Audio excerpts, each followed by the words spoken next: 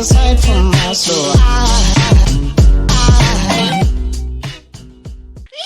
Welcome to the Inspired Evolution, and it's a lucky treat. We are blessed to have with us Gay Hendricks with us here today. Gay, how are you?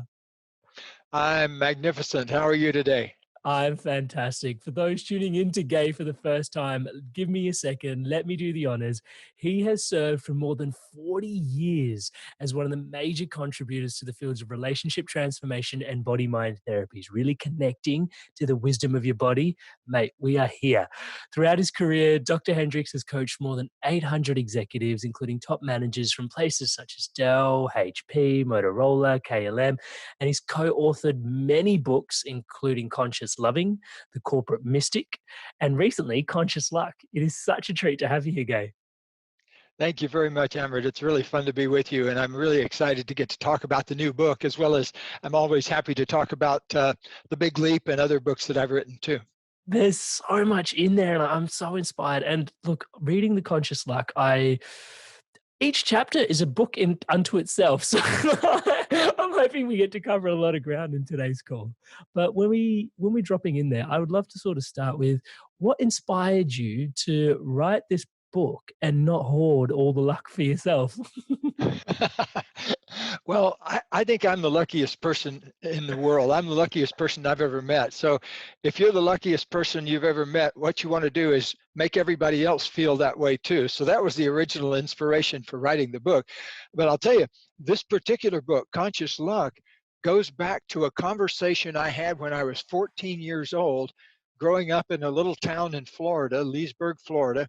And there was one movie theater there. And so on Saturday afternoons, they would show Western movies primarily, but they would often have a drawing for some kind of a prize.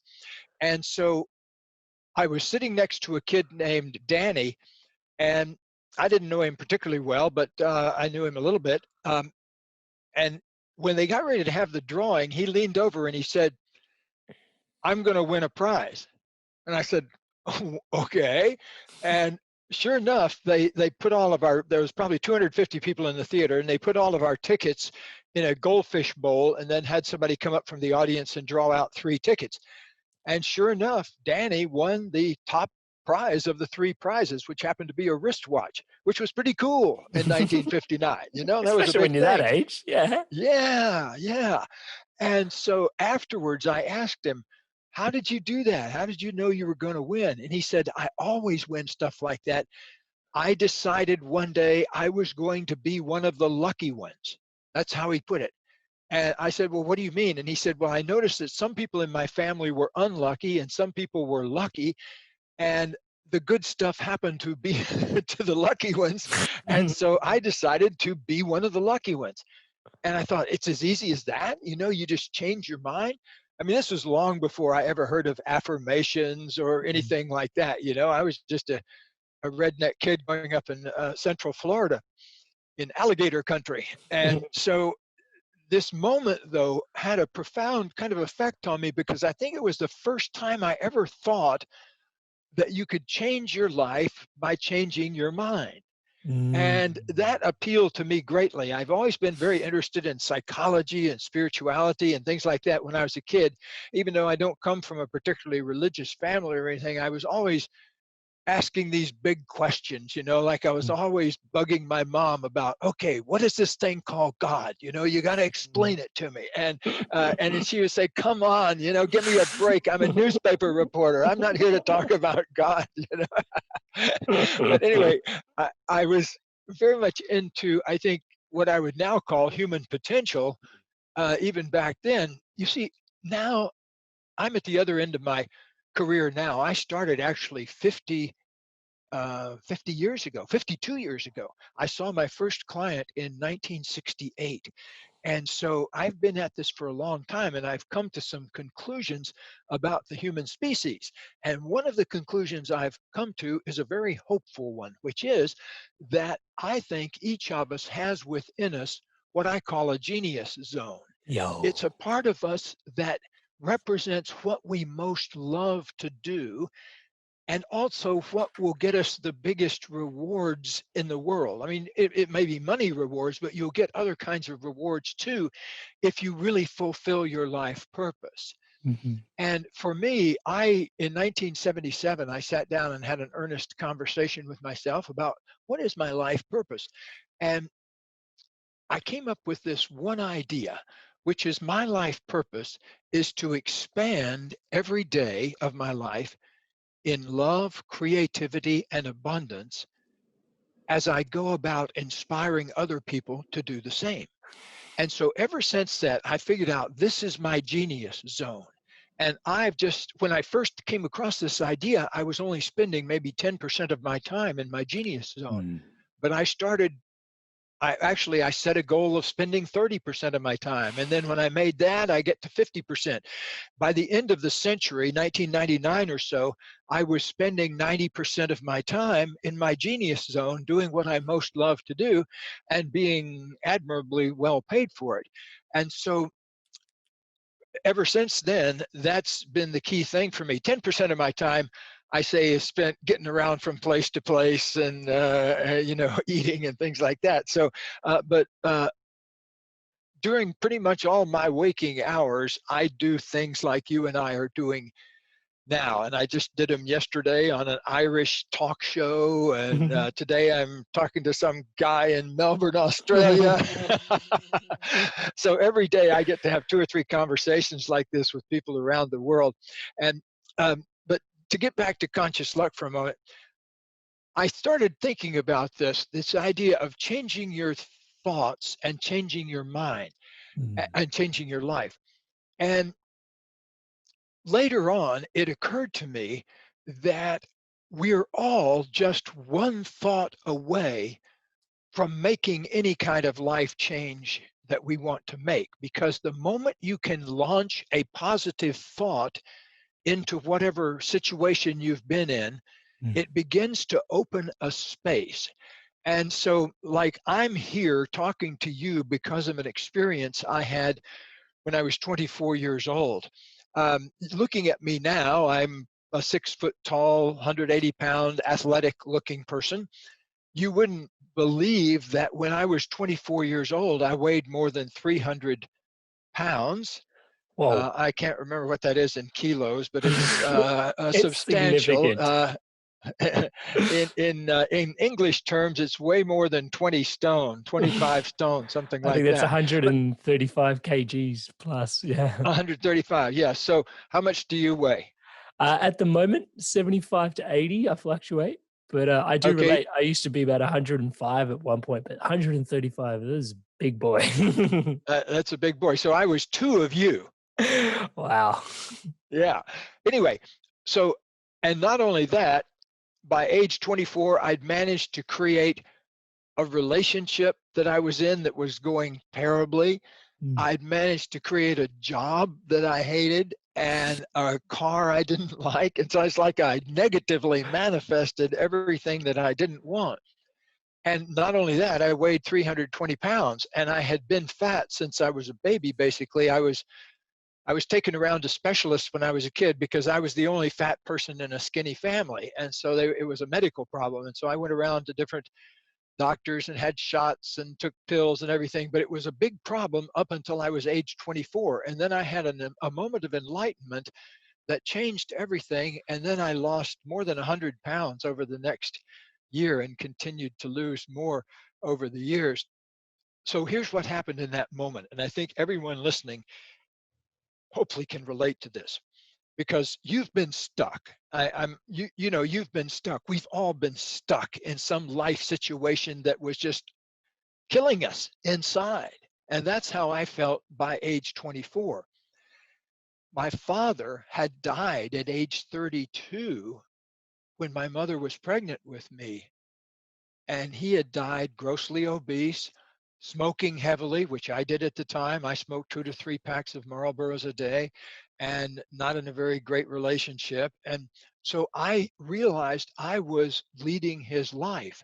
And how I realized that is I went out for a walk one afternoon and I slipped and fell on the ice. I was living in New England and teaching at a little school for delinquent boys at the time.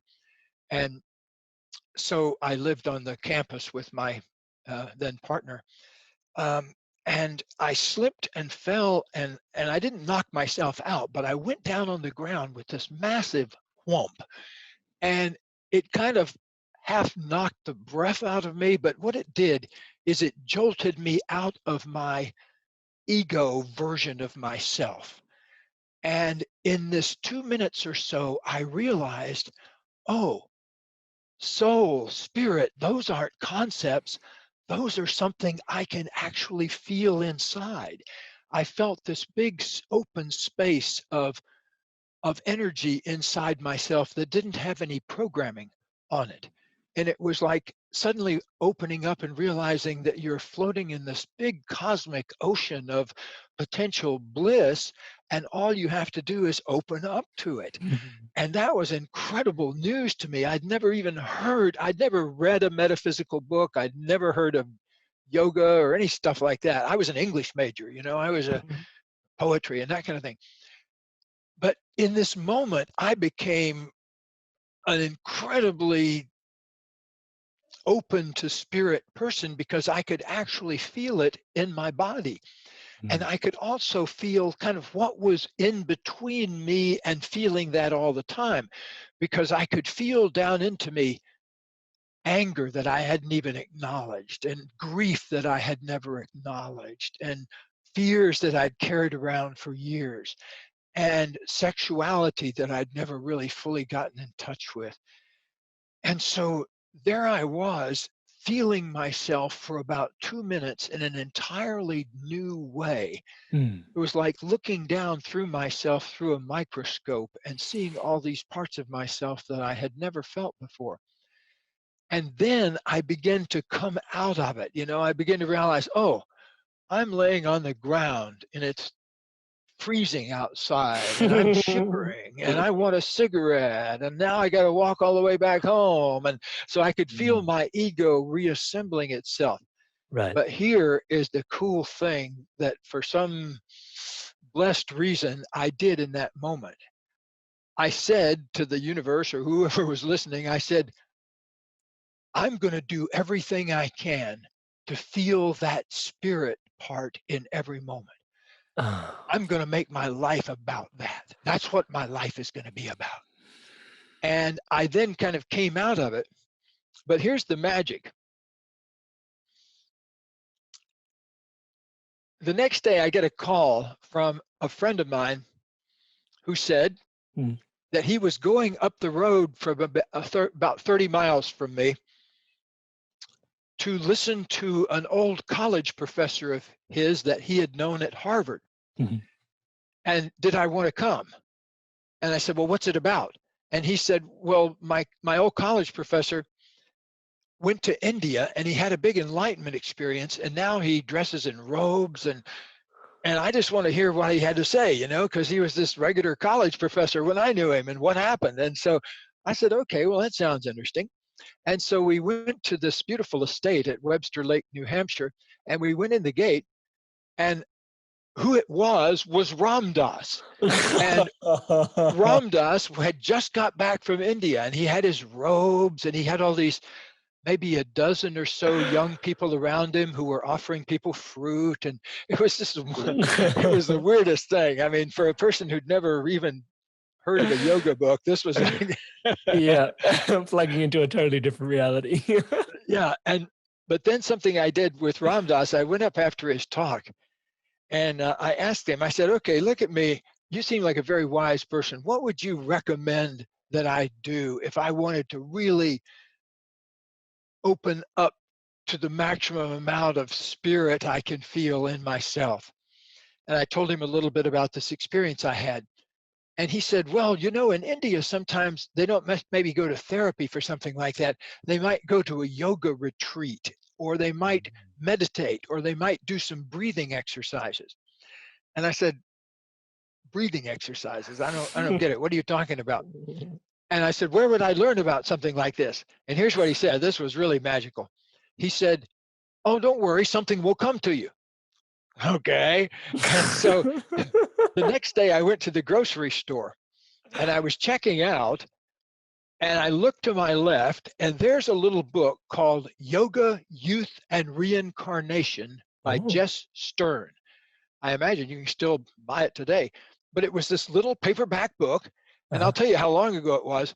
Paperback books back then cost 65 cents and Oh. 95 cents for the really big ones. And this was one of the big ones for 95 cents. And I had to stop. But what it was a book of entirely breathing exercises, yoga exercises, meditations, chants. I mean, it was just exactly what Ram Dass had said would come to me Deliverance. and delivered. And so what I did was I snapped it up and I went home. It was about 3 o'clock in the afternoon. And I started just doing the book. I started working my way through the yoga postures and everything. And by about midnight, I was flying pretty high already. And then I got to the chapter on meditation. And I did about 2 minutes of this simple meditation that was in the book. It was like, chanting Om, Om, something like that. And I immediately, within a couple of minutes, went into that space that I'd gone into when I fell down on the ground. But this Yeah. time I didn't have to hit my head to do it. There it Mm. was, right there in my body where I could feel it, right there in my mind, this same open space. And so, in one way or the other, almost everything in my life and my career has been about finding different ways to reveal that in ourselves. And the big leap, for example, is a result of 10 years of working in business world with coaching executives and that kind of thing. Whereas the new book, Conscious Luck, has a lot to do with people I worked with, sometimes from the entertainment community, that had been going along kind of bump, bump, bump, bump, bump, and then joing. And so I was really excited when this book came out, because for the first time, I'm able to get everything I think about how to make yourself lucky into one place. I love it. Thank you so much for sharing that. And there's so much in there that I'd love to get into. And the thing that I think is most present for me is we're talking about an introduction to conscious luck, and the conversation is anchored in this space of spirit. So how much of our luck is like, is it perhaps we need to redefine our understanding of what luck is, perhaps, because when we see luck, we kind of, and I think you mentioned this in the book, we sort of see it as a lightning strike. It's like boom, like a moment, I got lucky, like a windfall. But the way you describe it in the book is actually there are the winds of luck, and can you harness it, like with your sails? And then that sail is kind of, from what I interpreted from the book, is like our life. But the book actually gives us this permission to really step into a way of living that integrates our spirit into day-to-day living, and also heals a lot of things. Yes. Have you ever seen in science magazines, for example, I've come across, there's a species of sea turtles in Argentina that swims 1,500 miles out into the ocean and onto this little island that's like 3 miles, that's 3 miles long, that sticks up out of the ocean. And they find their way there every year and lay their eggs, and then they swim all the way back to the shore. And they've been doing this presumably for millions of years. Mm, And the same thing with, I was reading also, I love science, National Geographic and magazines like that. And they have these little tiny hummingbirds that leave Guatemala every year, and they find their way across the Gulf of Mexico mm. all the way to Alabama. They migrate there 500 miles Yeah. without eating, and so something in them is pulling them. And I think we come equipped with that same kind of spiritual, Mm, kind of a space radar inside ourselves that seeks out opportunities for us to grow psychologically, spiritually, emotionally. And what happens, though, unfortunately, is we come up to those juncture points where we have the opportunity to learn something, and then our old ego kicks in again. Just like on my diet, after I had that insight, I started eating completely mm, differently. I became pretty much a vegetarian, not because I wanted to be vegetarian, but because I decided that everything I'd eaten up until then made me fat. So I'm going to eat only things from now on that I've never eaten before. So I started eating fruits and vegetables and things like that. And in the first month, I lost something like 35 pounds Whoa. and, 15 kilos. And it just fell off me. And you know what I did though? I went right out and sabotaged myself by Mm. eating this gigantic ice cream concoction with bananas in it and everything. And I was passing an ice cream store and I saw this family. There was 4 of them eating it. I ordered it just for me and ate it. And it was just for about 20 minutes I felt high as a kite, but then oh man, I felt about as sick as I've ever felt in my life when all the sugar hit and everything. So anyway, it was a one-time learning for me, and pretty soon I went back to eating my new way, and within a year I'd lost 100 and some pounds. Another thing that happened to me during that magical year was my sight improved, Mm. and I used to have to wear glasses to pass my driver test up until then, and after that, my sight changed so that I was able to pass my driver's test even to this day Mm. without corrective lenses. And something shifted, and I think part of it had to do with letting myself be willing to cry for the first time since I was a little kid. I'd repressed all my emotions in there, and I think somehow it affected my eyes. But I know as soon as I started letting tears through again, my eyesight began to change. And so that was a magical year. I Mm. feel like I became myself that year. And it was an important year of discovery. And then later on, when I met my wife, Katie, 40 years ago, we were able to recreate that kind of relationship with each other so that we have that kind of relationship of spirit as well as a physical and emotional relationship.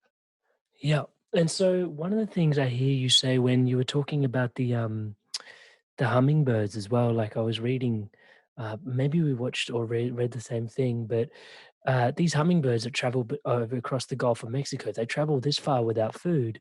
And at a certain point, there's this really interesting phenomenon because some years they leave, I think it's America, the north of America, earlier to get to Guatemala, and at certain years they leave later. And they couldn't understand why they were leaving at different times. And then they started mapping this against the patterns of the typhoon seasons, and they realized the birds always left so Uh, that to miss the typhoon, but they were leaving in advance before the typhoons hit.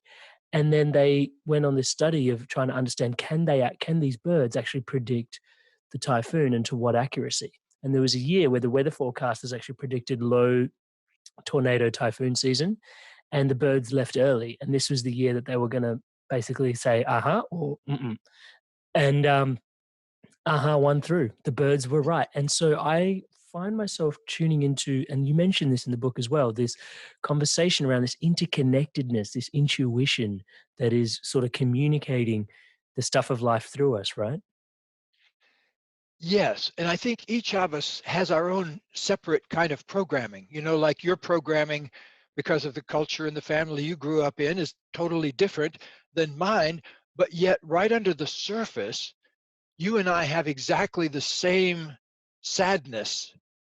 We have exactly the same fear because you and I are wired just the same. You have a zone of your body that you can feel sadness in. You have a zone of your body that you can feel when you're angry. Your jaws get tight, the back of your neck gets tight. We all have a belly that we can tell whether it's tight or relaxed, and we all can feel our sexual feelings, whether they're awakened or not.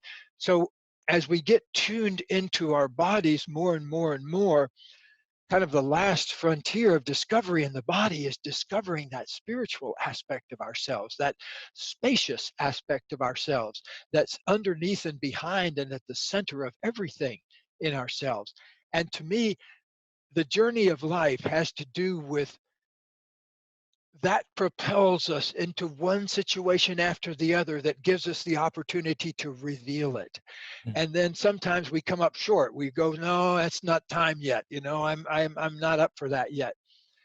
Because I'd been on 2 dozen diets up until that day that I fell on my back, and none of them had ever worked.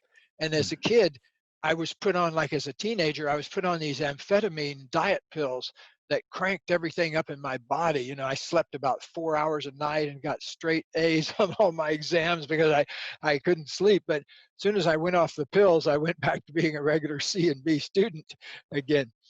Um, so I think down inside ourselves is the discovery of our lifetimes, which is this ability to feel that spirit part of us, that same part of us that pulls us, that's the same thing that's pulling those turtles toward that island, and the same thing that's pulling, in the beautiful Kathleen Rain's poem, The Invisible Way, she talks about there's an invisible way across the sky. The birds are finding it, the birds are feeling it.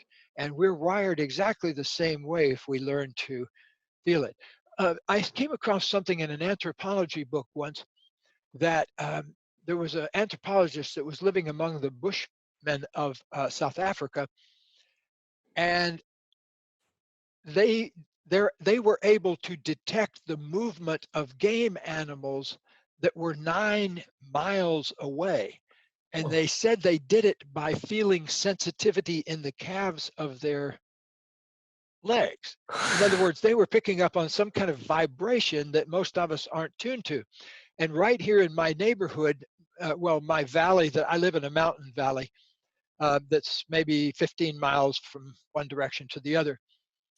And we have earthquakes here. And we also have coyotes. I don't know if you know, it's a Mhm. wild dog. What Yep. do you call them over there? Dingoes, maybe, or Yeah, something like they that? kind of like dingoes. Yep. Yeah, but they howl. Mhm. They howl in a very distinctive way. Every time there's an earthquake, I know it's happening because the coyotes will start howling in the middle of the Ah, night, and it'll wake me up.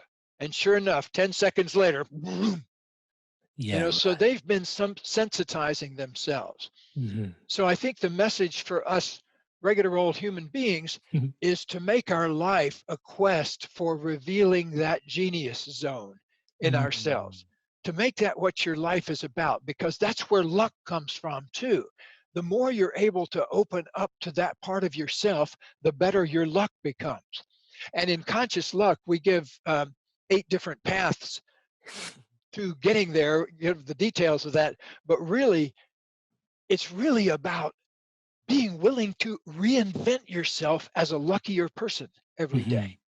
And why not? Why not do that? Why not try that on? It's interesting that, and I remember when I was reading the book that it was just like from the outset, it was the first principle was to commit to it. It's like commit to being lucky.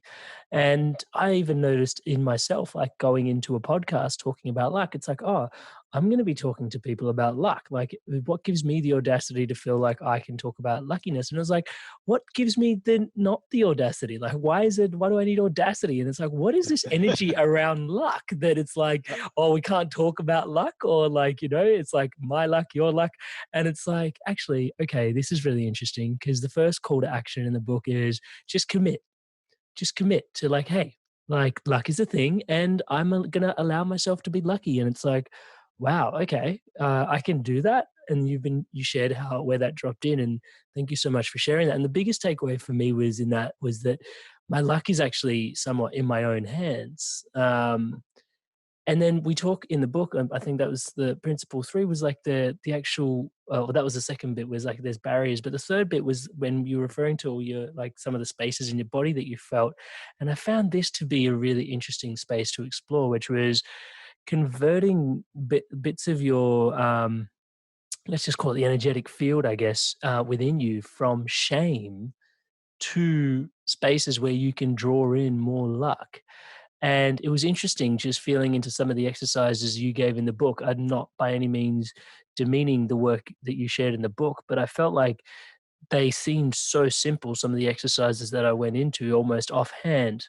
But when I started diving into them, I was like, whoa, like just looking at a timeline and just going, okay, wait, where did my shame drop in? And it was like, oh, that, like, right there, right there, and Yeah. not too dissimilar to you. It was like I was 105 kilos in high school, and I was just like, the joke in my high school was that'll happen the day Amrit's skinny, as in like that's never gonna happen, right? And but anything can happen because now, looking lo and behold, touch wood. But yeah, it was just Are really other members of your family fat? yes, yes, yeah. Uh-huh. So it's a family tradition. It is a tradition. It is a tradition.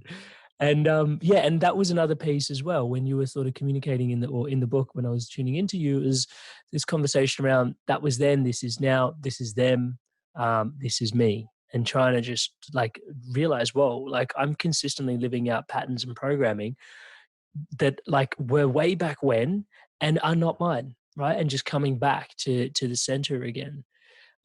What was that process for you like? Like coming up with the idea around that, you know, we can sort of drop into like bits of us that are basically holding shame can actually be spaces for more luck to come in. That sounds so counterintuitive.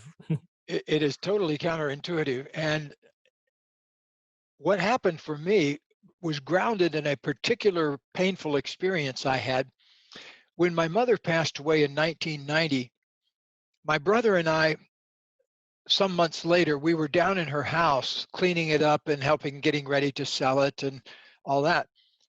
And I was moving a picture frame from one place to another, and an envelope with a letter in it fell out of the back of the picture frame.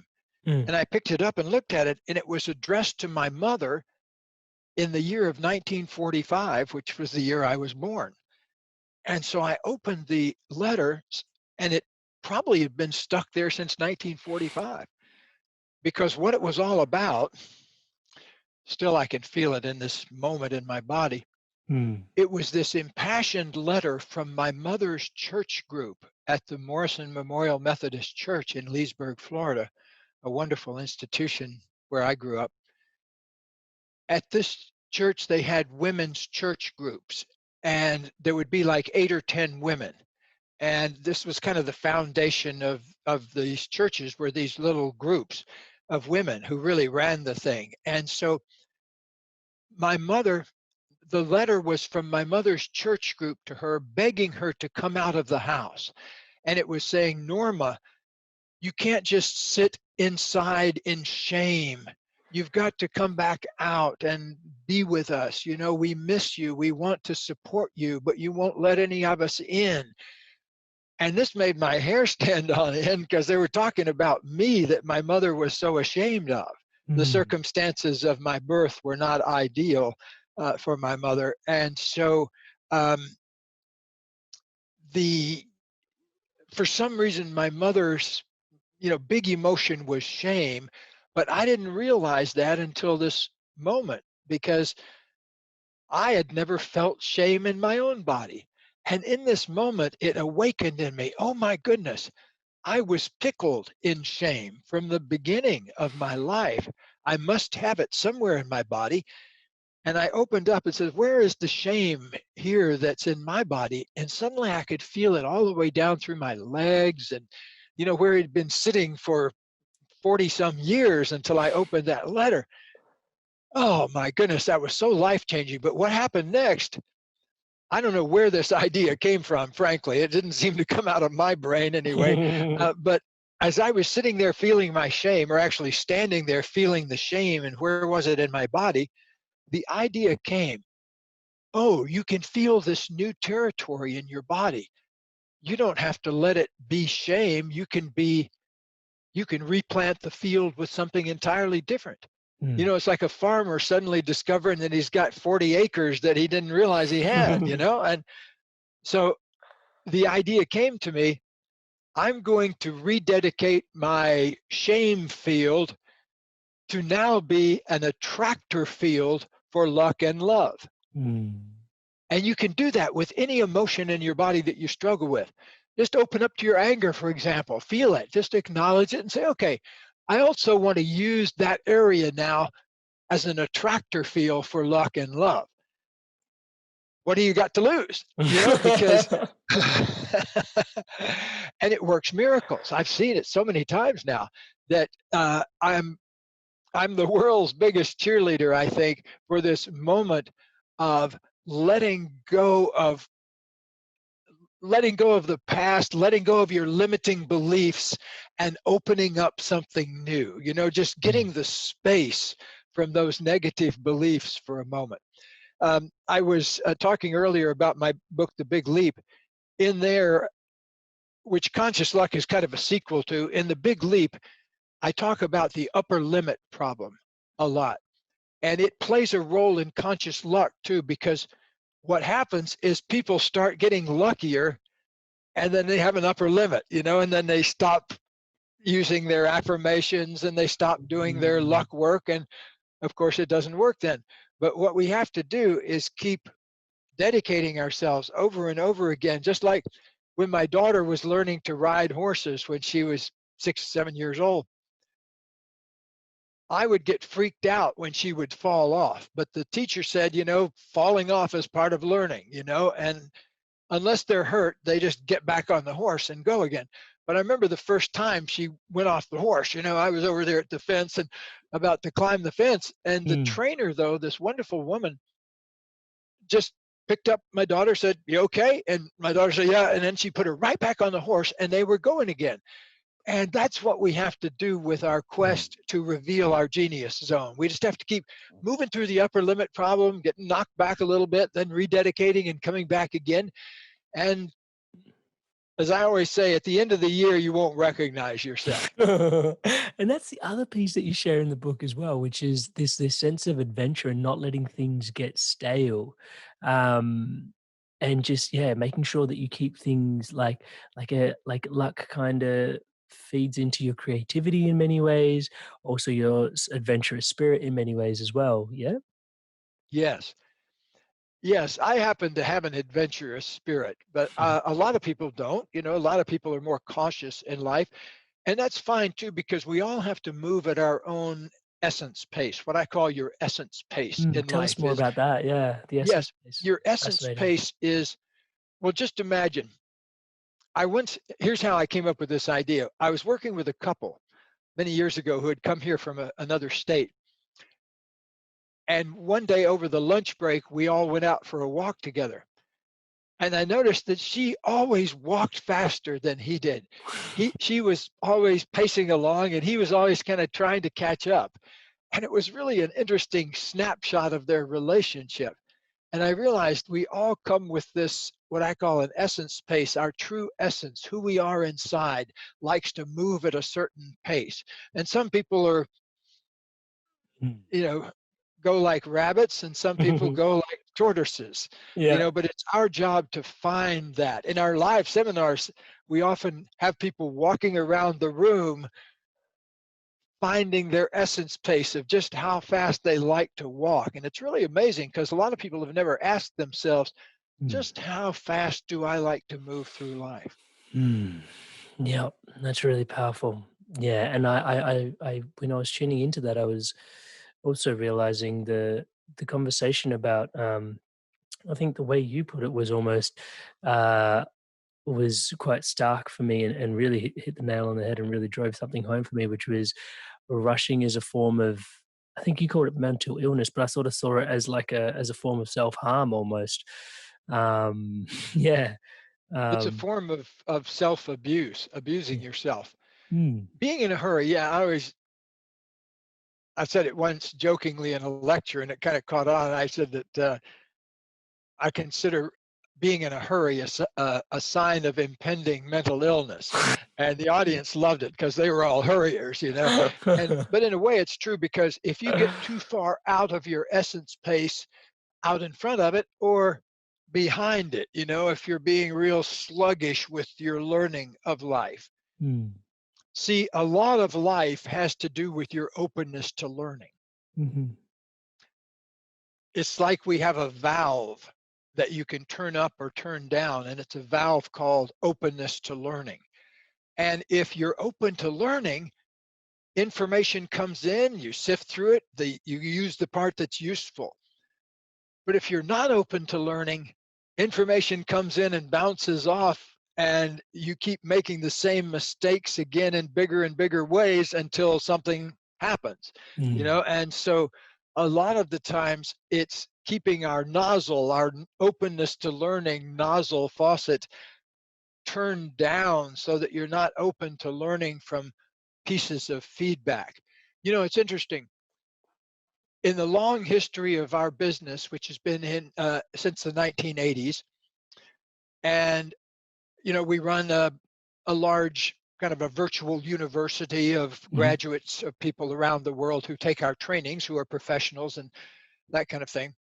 Uh, and we also have a large base of hundreds of thousands of people on Facebook and that kind of thing, where people have read our books. And so there's this big community.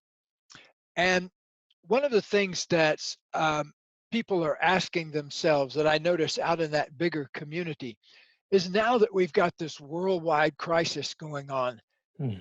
what use am I making from it? What can I learn from it? Mhm. And it's amazing how that question, what can I learn from this, has so much power to it to help people reinvent themselves so that they can function well in this new world that's coming into being. Mhm. Yeah, I love that.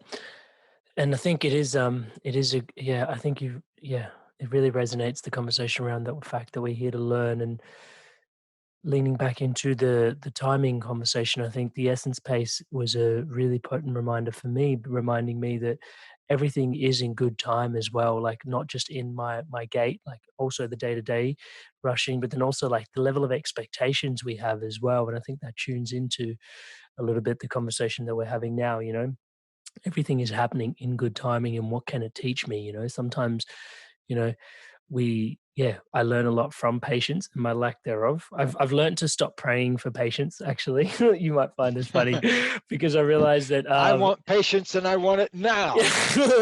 because I realized that's a great way of putting it.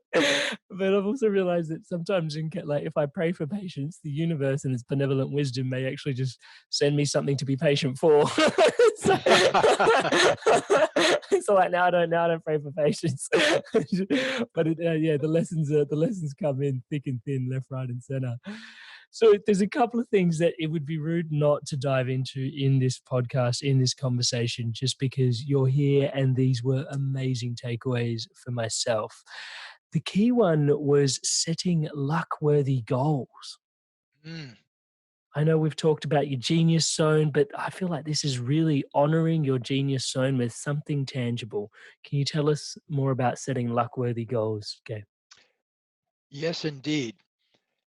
We always say you need to give luck a good reason to land. Mm. And developing luck-worthy goals, a luck-worthy goal is, if I were the luckiest person on earth, what would I want? What would I really want in this situation? And to make sure that your life is about those three or four or five things that are sacred to you, that are really important. I have an earlier book called Five Wishes that came out a few years before The Big Leap. And it was about a moment in my life where I, I realized that, well, let me tell you the quick story. Do we have time for another Yeah, quick story? yeah. Yeah, well, one of the expansive moments of my life came, uh, I was at a party that I really didn't very much want to be at, but my wife well, she wasn't my wife yet, but Katie was in my life, and we were kind of at a place where, is our relationship going to make it or not? And I hadn't realized that it was sort of up to me, but until this moment happened. So we went to this party, and it was a party for the engagement of a colleague of mine, a fellow psychologist. And I was not so enthusiastic about it because it was going to be his fifth marriage. And I'd known him for three and fourth marriage. And I didn't have a lot of confidence that five was going to make it either. And bless his heart, I don't know if they're still together or not, but I wish them well. But anyway, I was at the party, and I'm not exactly a party animal. The racket drives me crazy and everything, but I wanted to introduce Katie to all my colleagues and everything. So, Mm. but anyway, at one point in the party, I wandered off into the library of this house, and I was just browsing through the books. And then this other man came in there, was doing the same thing. And he was this tall, bald gentleman of about 60 years of age. Mm. And at the time, I was in my maybe 40, around there, early 40s. And so he was kind of one generation in front of me, older brother, way older brother kind of thing. And we struck up this conversation. And I said, he said something like, "You don't like parties either, huh?" And I said, "No, the small talk bothers me." And he said, "Well, then let's not have any small talk." And I said, "Okay, well, we can either have big talk or no talk at all." And he said, "Let's have some big talk." So it's really a great little moment, you know? And so I asked him, I said, "You go first. Tell me, what's something really big in your life?" And he said, "Well, 6 months ago, I almost died. Whoa. But now I think it was the greatest moment of my life, the greatest gift of my life." And I said, "Well, that's definitely big talk. Tell me about it." And so the way it changed my life is he said, the gift was he'd realized in almost dying, he realized that there were 4 or 5 things in his life that were the most important things. Mm. But why did I wait till I almost died to get clear on what those things were? Mhm. And so he recovered, and then he got busy really trying to make all those things happen. And so he asked me in this moment, he said, "Imagine if you were on your deathbed 50 years from now or whenever, and I came and I asked you, was your life a total success? And if you said yes, and I said, why? What are the 4 or 5 things? Would you be able to tell me?" You know, it was this huge question, and I remember falteringly, almost kind of Yeah, joking, recoiling y- from it a little, yeah. you know, That hit me hard, yeah. "I didn't sign up for this much big talk," you know, and but I did take it seriously finally, and I began to live with that question, and I came up with 5 things Mm, that are in my book, 5 Wishes, and those 5 goals, my luck-worthy goals, became mm, my driving goals for my entire life. And I'll briefly tell you what they were. My first #1 goal was I wanted to create a loving relationship with a woman with whom I could grow and change over the years, that the mm, relationship would blossom along with our personal growth. That's mm, what I really wanted. And I'd never had that. mm, And I was just on the beginning stages of my relationship with Katie, and I didn't know if that was the place where I could do that or not, but that's what I really wanted. mhm, #2, I wanted to live in completion, in a state of completion with everyone in my life, my family of origin, other people I knew, my daughter. I wanted to have everything be complete so that nobody had anything that was not said, mm. secrets or anything like that. And I Yeah. come from a Southern family where secrets are everywhere. You know, I don't know if it's like that in your culture or not, but man, read the books of William Faulkner sometime. It's about my family. Uh, so Southern families are well known for the secrets and that kind of thing. So I had a lot of cleanup to do, but I wanted to live in a state of completion in my life. The third thing I wanted to learn how to write from my heart. I'm a Mm, writer, and as I said, I started out as an English major. I wanted to write novels and that kind of thing.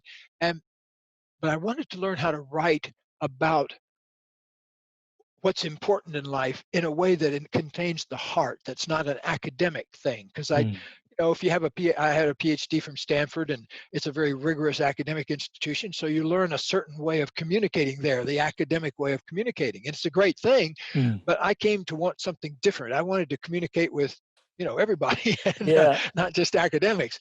And what makes me happy to this day is, like, just this week, a person sent me a message that her sixth grader, which would be like, what, about 11 years old, has fallen in love with my book, The Big Leap. And Oh, wow. I mean, that really knocks me out, that, a person 13 is getting that kind of Mm, information. So um, I think those 5 things, the 4th thing I wanted was I wanted to have as deep an experience as possible of the creator force in the universe. Mm. Whether you call it God or spirit or what your language for it is, it's that creator force that drives everything in the universe, including ourselves. And the 5th thing I wanted, which I'm still coming to every day, is I want to live my life as an act of savoring. I want to savor the moment. I want to be right here. And it doesn't matter, my wife and I have been many times on Oprah where we've been talking to 10 million people at the time, or I'm talking to the person next to me on the airplane. It really doesn't matter as long as I'm getting to have the big conversations Mm. that life, I think, is all about.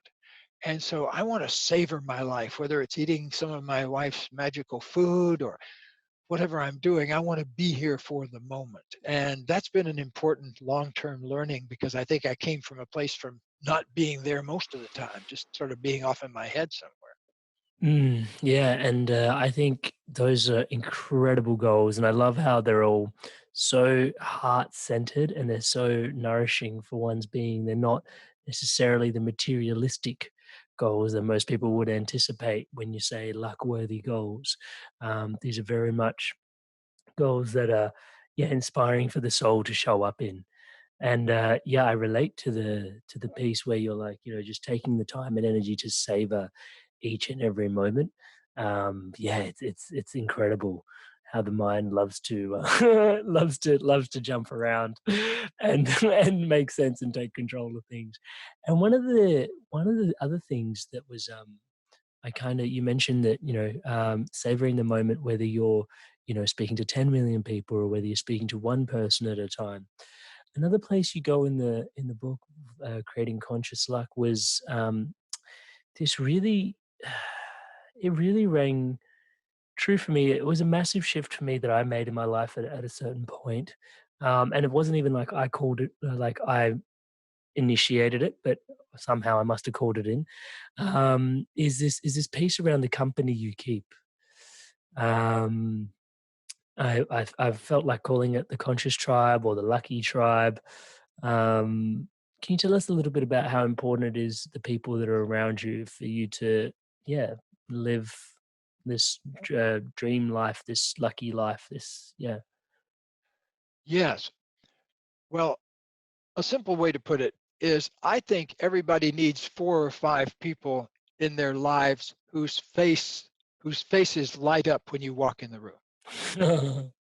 It's a good way to think of it. Do you have 4 or 5 friends or people you hang out with, business partners who light up and who make your face light up when they walk in the room? Mm, I surround myself with those kind of people, mm, and it's a conscious choice. I think too many people saddle themselves and upper limit themselves by hanging around with people who don't match their growth and evolution. They mm, may feel loyal to them or, you know, uh, something like that, but they don't represent your vibrational level with where you are in your life. And so I want to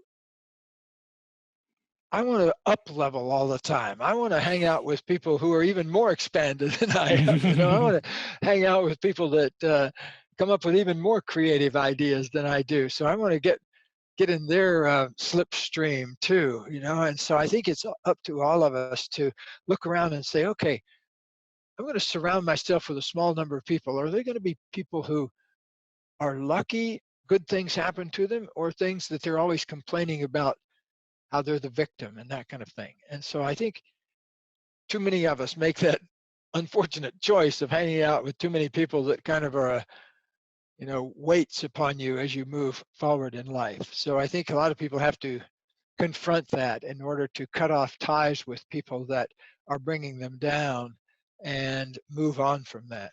mm. Yep, I feel what you're saying. And in there, the other piece that was huge was luck and the synonymousicity. Can I say that as a word? Synonymousicity? I'm going to use that as a word. Luck being synonymous with gratitude. Yes, that's such a beautiful my my writing partner, Carol Klein, who's a lovely person, um, I think she had that vision first of that feeling of gratitude and luck being the same thing, that they're part of that open space that I talked about, that I first felt in that experience when I was 24 years old.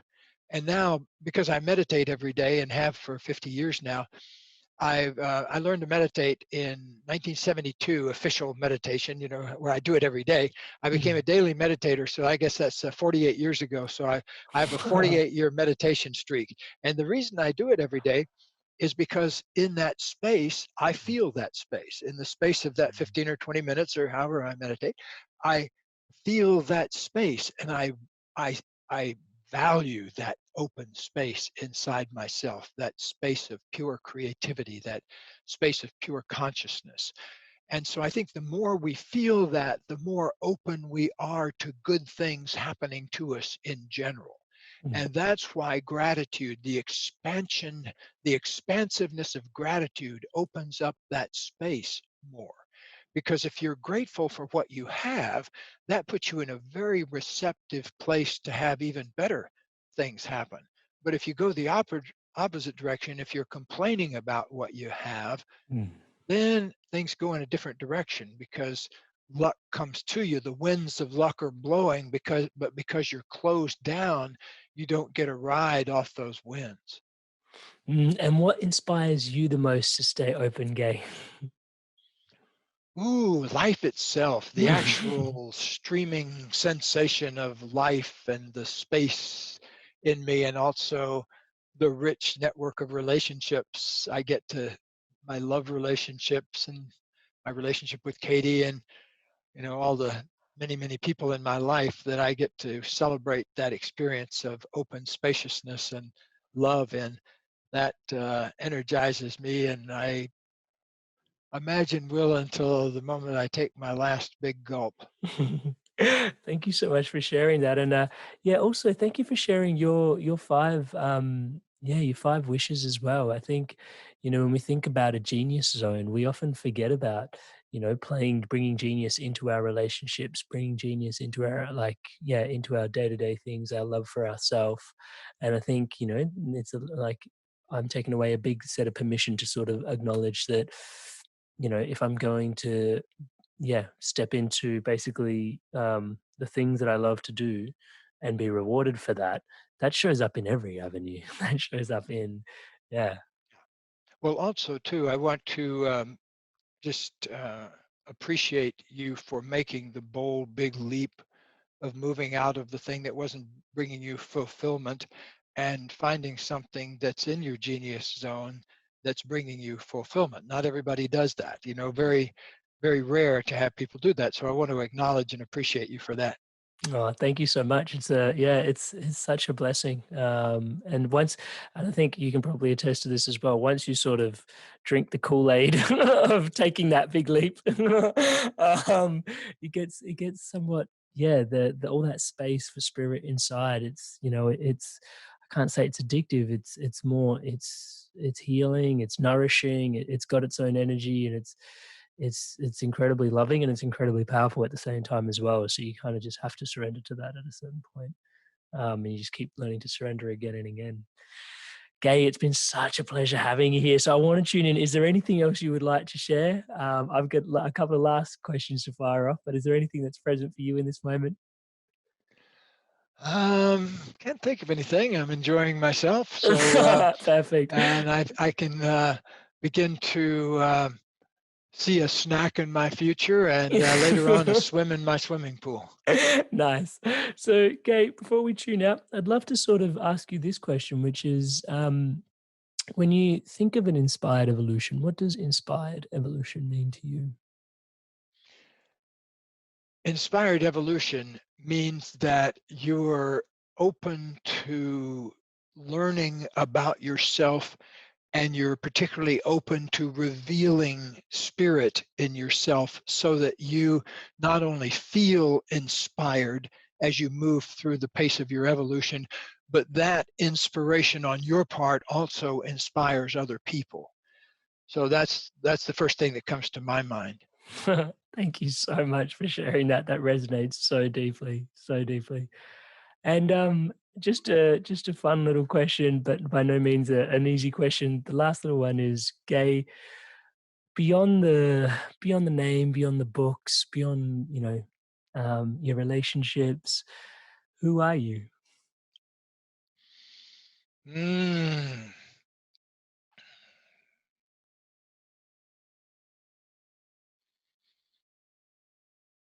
I'm play finding form. Wow. Mm, I love that. Mm. Thank you so much for sharing your wisdom, your time, your energy, your essence with us here today.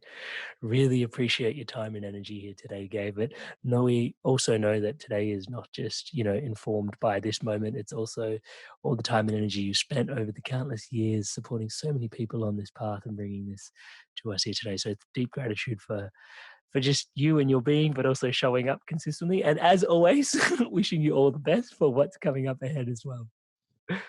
Thank you very much. Great being with you, Amrit. Hey guys, if you enjoyed this video, give it a like, leave us a comment. And if you want to stay in tune for new episodes launching every Monday, hit subscribe and I'll see you in the next video. Stay inspired to evolve.